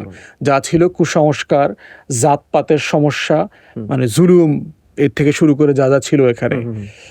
তো সেই রকম একটা জায়গায় বিজেপির এই যে কাঠামোগত বিশ্বাস, এই বিশ্বাসটা কোনো রাজনৈতিক দল আকারে দেখবার সুযোগ নাই। এটা হচ্ছে একটা ফ্যাসিবাদী কাঠামোর মধ্য দিয়ে সে দেখে, এবং সে অন্য কাউকে স্বীকার করে না তার অস্তিত্ব। এই জন্য দেখবেন পাকিস্তান, বাংলাদেশ থেকে শুরু করে তার চারপাশে যত রাষ্ট্র আছে, সব রাষ্ট্রকে কিন্তু সে অখণ্ড ভারতের মধ্যে মনে করে যে এটাই হচ্ছে একসময় এরা সবাই এখানে বিলীন হয়ে যাবে। তো সেইখানে হচ্ছে বাংলাদেশের কনসিকুয়েন্স বোঝার সময় বিজেপিকে আগে বোঝা দরকার যে আসলে বিজেপিটা কি, আইডিয়া অফ বিজেপি, বিজেপির রাজনীতিটা কি, বিজেপি আসলে কি ধরনের দল, এবং এই পুরো দলের টার্গেট গ্রুপ কারা, সে কাকে কেন্দ্র করে আসলে সে পরিচালিত হয়, তার পুরো রাজনীতিটা। এবং পশ্চিমবাংলায় দেখেন ইলেকশন ক্যাম্পেইনে তার পুরো ইলেকশন ক্যাম্পেইনটা ছিল মুসলমান আর বাংলাদেশ, বাংলাদেশ বিদ্বেষ, মুসলমান বিদ্বেষ, এই দুটো কার্ড ব্যবহার করা, এই দুইটা কার্ড। এবং বিজেপি সব জায়গাতে দেখবেন যার যার সীমান্তে কখনো পাকিস্তানকে ব্যবহার করে, কখনো বাংলাদেশকে ব্যবহার করে, আর মুসলিম বিদ্বেষ। এর বাইরে তার কিন্তু কোনো কাঠামোগত প্রস্তাবনা নাই, প্রোঅ্যাক্টিভ কোনো রাজনীতি নাই। না মানে সে কিভাবে একটা রাষ্ট্র গড়বে, ধরেন ইসলামী রাষ্ট্রের কথা যারা বলে, তার কিন্তু একটা রাষ্ট্র প্রকল্প আছে। আপনি এই রাষ্ট্র প্রকল্পের সাথে একমত নাও হইতে পারেন, যে আমি এটাকে রাষ্ট্র মনে করি না, কিন্তু যারা মনে করে তার মনে করার বেসিস আছে। কিন্তু হিন্দু রাষ্ট্র বলতে কিন্তু কোনো কাঠামো নাই। সে কিন্তু ব্রিটিশ মডেলেই তার রাষ্ট্রটাকে চালাচ্ছে। তার গণতন্ত্র হয়, ভোট হয়, নির্বাচন হয়, তার বিচার বিভাগ আছে, তার নির্বাহী বিভাগ আছে, তো পুরো একটা সেকুলার স্টেটের মতো। তাহলে হিন্দু রাষ্ট্রটা আসলে কি? মানে এমন রাষ্ট্র যেই রাষ্ট্রে মুসলমান নামক কোনো জিনিস নাই। এটাই হলো হিন্দু রাষ্ট্র, যেখানে মসজিদ থাকবে না, মাদ্রাসা থাকবে না, এতিমখানা থাকবে না, আজান হবে না, গরু জবাই হবে না, এমন একটা রাষ্ট্র হলো হিন্দু রাষ্ট্র। এটা হলো তার কাঠামো। এই চিন্তার কাঠামোটা বুঝতে পারলে তখন আমরা কনসিকুয়েন্স নিয়ে আলাপ করতে পারবো যে বাংলাদেশে রাষ্ট্র আকারে আমাদের হুমকি কী এবং এটা শুধু বিজেপির পশ্চিমবাংলা আসামে তারা ক্ষমতা আসছে এই কারণে না, এটা হচ্ছে আপনার সিম্পলি ভারতবর্ষে তারা দিল্লিতে যে ক্ষমতায় আছে এইটার হুমকিটা সেই আলোকে আমাদের দেখতে হবে। এবং এটা শুধু আমাদের সমস্যা না, হিন্দুত্ববাদী রাজনীতি ইনফ্যাক্ট ভারতেরই সবচেয়ে বড় সংকট। ভারতকেই ভেঙে টুকরা টুকরা করে দেবে এই বিজেপি এবং তার হিন্দুত্ববাদী রাজনীতি, কারণ এই রাজনীতির সমর্থক অধিকাংশ মানুষ না, সেখানে অধিকাংশ মানুষ এই রাজনীতি বিশ্বাস করে না। অতএব এই চাপিয়ে দেয়া মিথ্যাচার, ভোট ডাকাতি, ইলেকশন ইঞ্জিনিয়ারিং এর পলিটিক্স আলটিমেটলি যেটা করবে ভারতকে রাষ্ট্র আকারে আরো দুর্বল করে দিচ্ছে, ফ্র্যাকচার করে দিচ্ছে এবং এই রাষ্ট্রটা একসময় নিজ গুণে ভেঙে পড়ে যাবে। কোনো বাংলাদেশ, কোনো পাকিস্তান, চায়না কারো ষড়যন্ত্র দিয়ে এই রাষ্ট্রটা ভাঙার প্রয়োজন হবে না। আমরা কি আসলে আমাদের তিস্তার পানি বন্টনের যে বিষয়টা ছিল এটা ঠিকমতো আমরা হিস্সাটা বুঝে পাবো কিনা, এই বিষয়গুলো কি আরো সমাধান হবে নাকি আরো সমস্যাটা জটিল আকার ধারণ করবে? দেখেন, আপনার হিস্সাটা পাবেন কিনা সেটা ডিপেন্ড করছে আপনি হিস্সাটা চাইছেন কিনা খুব সিরিয়াসলি। বাংলাদেশ রাষ্ট্র যখন তার হিস্সা সিরিয়াসলি চেয়েছে তখন পেয়েছে। আপনি দেখেন, যখন ফারাক্কা চালু করলো আমাদের তো সম্মতি ছিল না। শেখ মুজিবকে বলছে যে পরীক্ষামূলকভাবে 1 মাস 2 মাস 3 মাসের জন্য চালু করছি, তারপরে এটা বন্ধ করে দিব, এরকম। পরে তো এটা পার্মানেন্ট করে দিল। তো শেখ মুজিবের পক্ষ থেকে, আওয়ামী লীগের পক্ষ থেকে এটার জন্য প্রতিবাদ করা হয়েছে, বন্ধ করে দিতে হবে, আপনারা কেন পরীক্ষামূলকভাবে চালু করার কথা বলে এটা পার্মানেন্ট করে দিলেন। তারা আন্তর্জাতিক কোনো ফোরামে গেছে, প্রতিবাদ করেছে? করে নাই তো। কিন্তু জিয়াউর রহমান এসে কিন্তু জাতিসংঘে নিয়ে গেছে এটাকে, জাতিসংঘে সে বক্তব্যে এটা বলেছে। বলার কারণে যেটা হয়েছে, 78 সালে প্রথম গঙ্গা চুক্তি হয়েছে, গঙ্গার পানি বন্টন চুক্তি, যেই চুক্তিতে ন্যূনতম কতটুকু পানি আমাকে বর্ষাকালে, গ্রীষ্মকালে, শীত মৌসুমে দিতে হবে সেটা বলা ছিল, একটা গ্যারান্টি ক্লজ ছিল ন্যূনতম। যদিও এরকম একটা চুক্তি আপনার 96-তে হাসিনা করেছে, কিন্তু কোনো গ্যারান্টি ক্লজ ছিল না। তাহলে প্রশ্ন হচ্ছে, আমরা যখন হিস্সা চেয়েছি, চাওয়ার মতো করে চেয়েছি, আমরা পেয়েছি। কিন্তু রাষ্ট্র আকারে, সরকার আকারে যদি আপনি হিস্সাটা চাওয়ার মতো করে না চান, ভারত আপনাকে পানি দেবে না, কিছুই দেবে না। কারণ ভারত রাষ্ট্র আকারে প্রচণ্ড অসভ্য একটা বর্বর রাষ্ট্র, সে কাউকে কিছু দেয় না। আপনি দেখবেন গত কয়দিন আগে, গত বছর ওই যে সোকল্ড অপারেশন সিন্দুরকে পরাজিত হবার পরে সে রাগে ক্ষোভে পাকিস্তানের সাথে সিন্ধু নদী নিয়ে চুক্তি আছে, সেই চুক্তি ইউনিল্যাটারালি সে উইথড্র করে ফেলছে। পাকিস্তান তখন যেটা করেছে, আপনার নেদারল্যান্ডের হেগে পিসিএ বলে আর কি, পার্মানেন্ট কোর্ট অফ আরবিট্রেশন, পিসিএতে অভিযোগ করেছে। অভিযোগের গত কয়েকদিন আগে দেখলাম তারা সালিশি মামলা রায় দিয়েছে পাকিস্তানের পক্ষে, এবং ভারতকে তারা বলে দিয়েছে এটা অন্যায়, তারা যেগুলো করছে, পানি আটকায় রাখতেছে বিভিন্ন জায়গাতে, আপনার ক্যানাল কেটে কেটে যে প্রবাহ তৈরি করে নদীর পানি সরায় ফেলছে, এগুলোকে অবৈধ বলেছে, এগুলো সে করতে পারে না। তাহলে প্রশ্ন হচ্ছে, আমি কেন গেলাম না পিসিএতে? আমি তো এরকম একটা বডি তো দুনিয়াতে আছে, তাহলে আমি ওখানে কেন গেলাম না এত বছর ধরে? আমি কেন জাতিসংঘে এই আমাকে যে ঠকানো হচ্ছে এইটা কথাটা আমি রেইজ করি নাই কেন? ভারত বারবার বলছে এটা বাইল্যাটারালি সমাধান করব। বাইল্যাটারালি তো আপনি সমাধান করছেন না, আপনি ডেডলাইন নিয়ে ঠিক করতে হবে তো আগামী 6 মাসের ভিতরে এটার সমাধান করবেন, তা না হলে আমরা এখানে যাব। যাচ্ছেন না কেন? তাহলে প্রশ্ন হচ্ছে যে আপনার ভারতকে বাধ্য পাকিস্তান করতে পারছে, জিয়াউর রহমান করতে পারছে, কিন্তু আপনি করতে পারছেন না কেন? তাহলে আপনি আসলে চান নাই। ওই যে চেতনার বড়ি খাওয়াইছে আমাদেরকে, ওই যে বন্ধু রাষ্ট্র খাওয়াইছে আমাদেরকে, ওই যে প্রগতিশীল কলকাতার নবান্ন, হ্যাঁ বাঙালি জাতীয়তাবাদের ফ্যাসিবাদী ট্যাবলেট খাওয়াইছে, ওই কলকাতার যুগান্তর, অনুশীলন, বঙ্কিম, তারপরে ক্ষুদিরাম, প্রীতিলতা, রবীন্দ্রনাথ ঠাকুর খাওয়াইছে আমাদেরকে। যখনই আপনি তিস্তা চাইবেন, আপনারা রবীন্দ্রনাথ দেখাই দিবে, এই যে দেখো রবীন্দ্রনাথের জন্মবার্ষিকী আসছে, পূজা দাও। যখনই আপনি গঙ্গার পানি চাইবেন, আপনাকে রবীন্দ্রনাথ দেখাই দিবে, এই যে এখন মৃত্যুবার্ষিকী আসছে, পূজা দাও। মানে আপনি যখনই রাষ্ট্র আকারে আপনাকে অ্যাসার্টিভ করতে চাইবেন যে এই রাষ্ট্রটা আমার, এখানে আমার অধিকার লঙ্ঘিত হচ্ছে, তখনই প্রত্যেকবার আপনাকে ডাইভার্ট করবে এখানে সেখানে। তো এই জন্য আমরা বোধ করছি আপনি যে বিষয়গুলোর কথাই বলেছেন তার প্রত্যেকটাই আমার ন্যায্য হিস্সা পাওয়ার মতো সুযোগ আছে, আপনি চাচ্ছেন কিনা। এই যে দেখেন এখন সরকার পদ্মা ব্যারেজ করতেছে, দেখতে আপাতদৃষ্টিতে মনে হচ্ছে কাজটা ভালো, কৃষকরা লাভবান হবে নিঃসন্দেহে। জি। কিন্তু পদ্মা ব্যারেজ করবার যেটা সমস্যা সেটা হচ্ছে গঙ্গাতে কিন্তু আপনি আপনার ন্যায্য হিস্সা এরপরে আর পাবেন না। Sure. কারণ ভারত বলবে গঙ্গাতে তোমার পানি কেন দরকার ছিল, তোমার এই সেচ প্রকল্পের জন্য, তোমার যেন কৃষি জমিতে পানি টানি যায়, পদ্মা ব্যারেজ করে তুমি বর্ষাকালের পানি জমায় রাখো। মানে যে পানিটা তো আমি ন্যাচারালি এমনিতেই পাওয়ার কথা, যে পানিটা পাইতে তো আমার 35,000 কোটি টাকা খরচ করার কথা না, তো পদ্মা ব্যারেজটা আমাকে কেন করতে হচ্ছে? কারণ তুমি আমাকে পানি দিচ্ছ না বলেই তো আমাকে করতে হচ্ছে। তাহলে পদ্মা ব্যারেজটা করলে টেকনিক্যালি কিন্তু আপনি আর ভারতের কাছ থেকে পানির হিস্সা চাইতে পারবেন না, কারণ আপনি তখন বিকল্প তো আপনার আছে, আপনার তো পানি আছে, আপনার তো প্রয়োজন নাই। তো এই তর্কটা কিন্তু এখন আপনার নাই। পদ্মা ব্যারেজ নিয়ে সবাই খুশি, কৃষকরা খুশি, টেকনিক্যালি খুশি হওয়ার যথেষ্ট যৌক্তিক কারণ আছে পদ্মা ব্যারেজ। তো এই জন্য হচ্ছে যে আমাদের পদ্মা ব্যারেজ করতে হবে, এটার আমি বিপক্ষে না, করতে হবে, তবে গঙ্গা চুক্তি করার পরে। গঙ্গার চুক্তির আপনার এই বছরের শেষে এটার মেয়াদ শেষ হয়ে যাচ্ছে, আওয়ামী লীগ যেটা করেছিল, এইটা করবেন, করার পরে ন্যায্য হিস্সা নেবেন গঙ্গার, তারপরে হচ্ছে পদ্মা ব্যারেজ করবেন। এরপরে হচ্ছে আপনার রেগুলার ফ্লো থাকবে, আপনার পানি এখানে আসবে, সেই পানিটাকে আপনি পদ্মা ব্যারেজের মাধ্যমে ম্যানেজ করবেন, সেটা কোনো সমস্যা নাই। কিন্তু আপনি মূল পানির ফ্লোর হিস্সা নিলেন না, শুধুমাত্র বর্ষাকালের অতিরিক্ত পানিটা আপনি মজুত করে রাখবেন, এইটা আপনাকে গঙ্গার হিস্সা আপনাকে দেবে না, বরং হিস্সা থেকে বঞ্চিত করবে। ঠিক একইভাবে তিস্তার ব্যাপারে আমাদেরকে ডিসাইসিভ জায়গায় যেতে হবে। চায়না যে প্রকল্পটা করে দিতে চায়, এই প্রকল্পে যেতে হবে, এবং এই প্রকল্পের অনেকগুলো জায়গা আছে আপনি পানির ফ্লো ইন্ডিয়াতে ব্যাক করা দিতে পারবেন। তুমি যে আমাকে পানি দিচ্ছ ওই পাশ থেকে, আমি পানিটা ক্যানেল করে তোমার দেশে আবার ফেরত দিয়ে দিব। একদম সিম্পল জিনিস। তুমি বাড়াবাড়ি করবা, আমি বাড়াবাড়ি করব। তুমি আমাকে শান্তিতে থাকতে দিবা, আমিও শান্তিতে থাকবো, তোমাকে ডিস্টার্ব করবো না। সিম্পল জিনিস। সীমান্তেও তাই। আপনি এখানে প্রতিবাদ করে তোলেন, দেখবেন ওই পার ঠিক হয়ে গেছে। গরু চুরি করতে যায়, খালি দেখবেন বারবার বলে যে সীমান্তে কেন গেছে, রাতের বেলা গরু চুরি করতে গেছে। গরু কি বাংলাদেশের লোকজন তোমাকে বাড়ি থেকে নিয়ে আসে? না, তোমাদের লোকজন আমাদের সীমান্তে আইনা গরু বেচে। এর সাথে বিএসএফ এর লোকরা জড়িত।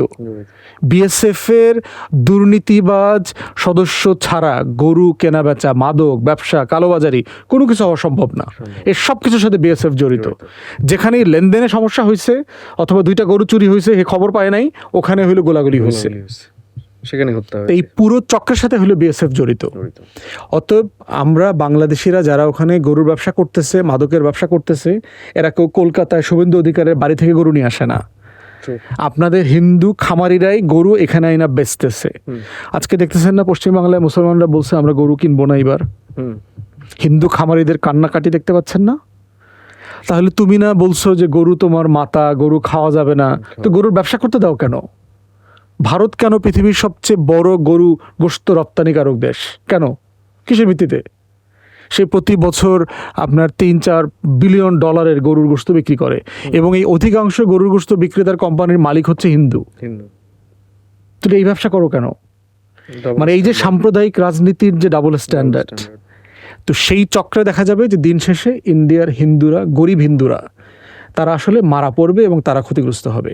এটা কারোর জন্য বেনিফিশিয়াল না। আর আমাদের জায়গা থেকে আমরা চাই এর প্রত্যেকটা ইস্যু যেটা আছে আমাদের দ্বিপাক্ষিক, সেটা আপনাদের আমার বাণিজ্য ঘাটতি যেটা আছে, আমাদের ট্রেড ডেফিসিট আছে আমাদের, তারপরে হচ্ছে সীমান্ত হত্যা বলেন, এরপর হচ্ছে আমার দেশের রাজনীতিতে ইন্টারফেয়ার করা বলেন, এরপরে হচ্ছে আমার পানি, অভিন্ন 54টা নদীর পানি ইস্যু, এর প্রত্যেকটা বিষয়ে আলোচনা করে সমাধান করা সম্ভব যদি সিম্পলি ভারত আন্তরিক হয়। কিন্তু ভারত গত 55 বছরে কোনো আন্তরিকতা শো করে নাই। ভারতকে যখনই মাইনকা চিপায় ফেলানো গেছে, তখনই সে শুধুমাত্র আমাকে অল্প একটু অধিকার দিয়েছে, কিন্তু আমার ন্যায্য হিস্সা সে রাষ্ট্র আকারে কখনো আমাকে দেয় নাই। অতএব সেই জায়গাতে রাষ্ট্র আকারে আমার অধিকার, আমার হিস্সা চাইতে হবে সকল ফোরামে, জাতীয় ফোরামে, আঞ্চলিক যে ফোরাম আছে এবং আন্তর্জাতিক ফোরামে, প্রত্যেকটা ফোরামে এটা চাইতে হবে, শক্ত করে চাইতে হবে, কন্টিনিউয়াসলি চাইতে হবে। চাইতে আপনি হিস্সার পক্ষে গ্লোবালি আপনি সম্মতি, জনমত তৈরি করতে পারবেন, তখন ভারত ছেড়ে দিতে বাধ্য হবে। আমরা আমাদের অনুষ্ঠানের একদম শেষ পর্যায়ে, একদম লাস্ট একটি প্রশ্ন কনক্লুশনে পৌঁছানোর জন্য, আমাদের খুব সংক্ষেপে, যে আমাদের চীনের সহায়তার প্রয়োজন, পাকিস্তান আমাদের দিকে বন্ধুত্বের হাত বাড়িয়ে দিচ্ছে, আমরা 3 দিক থেকে ভারত দ্বারা পরিবেষ্টিত, ভারতের সঙ্গে প্রতিবেশী সম্পর্ক আমরা চাই, যদিও সেটা বাস্তবে পরিণত হচ্ছে না। তো এই বাস্তবতায় আর দুটো দেশ সহায়তা করতে চায়, একটা প্রতিবেশীসুলভ দেশ আছে কিন্তু আমরা তাদের কাছ থেকে সেই আচরণটা পাচ্ছি না। বাংলাদেশের আপনি খুব সংক্ষেপে যদি বলেন পররাষ্ট্রনীতি, কূটনীতি এবং ভূরাজনীতির অভিমুখটা কেমন হওয়া উচিত? দেখেন, এটা সিম্পল জায়গা, ন্যাশনাল ইন্টারেস্ট। আমার জাতীয় স্বার্থটা কি, আমার কোন বিষয়ে চায়নার সাথে সম্পর্ক ভালো থাকলে আমার লাভ হবে, কোন বিষয়ে ভারতের সাথে সম্পর্ক থাকলে আমার লাভ হবে, কোন বিষয়ে পাকিস্তানের সাথে সম্পর্ক থাকলে ভালো হবে, এটা হচ্ছে আমার লাভ লোকসানের বিষয়। এখানে কোনো প্রেম ভালোবাসার বিষয় নাই। রাষ্ট্রের সাথে রাষ্ট্রের সম্পর্কের ব্যাকরণ হচ্ছে সিম্পলি স্বার্থ, জাতীয় স্বার্থ। আমার দেশ, আমার জনগণ, আমার 20 কোটি মানুষ, তাদের কোনটাতে ভালো খারাপ আছে, আমি কি দিলে কি পাবো, আমি কি পাইলে কি দিতে পারবো, সেই আলোচনাটা হচ্ছে একদম ইস্যু ভিত্তিক করতে হবে। এটা আপনি কখনই কোনো বলয়ে ঢুকে যেতে পারবেন না যে আমরা একেবারে শতভাগ চাইনিজ বলয়ে চলে যাব, আমরা শতভাগ পশ্চিমের বলয়ে চলে যাব, শতভাগ ভারতের বলয়ে চলে যাব। কোনো বলয়ে যাওয়ার প্রয়োজন নাই। আমার যেটা দরকার, আমার স্বাধীনতা সার্বভৌমত্বকে রক্ষা করতে হবে, আমার জাতীয় স্বার্থ রক্ষা করতে হবে। এইটা করবার জন্য যার সাথে যখন যেই সম্পর্ক রাখলে পরে আমার রাষ্ট্র, আমার জনগণ বেনিফিটেড হবে, সেটা করতে হবে। এবং এটার কোনো গ্রামার নাই, এটা আপনি কোনো ব্যাকরণ বেঁধে দিতে পারবেন না। এটা হচ্ছে সময় বলে দেবে ওই পার্টিকুলার সময়টাতে কোন দিকে আপনার ঝোঁকা দরকার। সিম্পল জিনিস। অনেক অনেক ধন্যবাদ আমাদের স্টুডিওতে এসে সময় দেওয়ার জন্য। সুপ্রিয় দর্শক, আপনারা যারা আমাদের অনুষ্ঠান ইউটিউবে এতক্ষণ ধরে উপভোগ করলেন, তাদের সবাইকে বিনীতভাবে আহ্বান জানাবো, আপনারা সবাই আমাদের চ্যানেলটি সাবস্ক্রাইব করবেন, লাইক করবেন এবং শেয়ার দিয়ে আমাদের RTN এর পাশে থাকবেন। সবাইকে অনেক অনেক ধন্যবাদ এবং শুভেচ্ছা।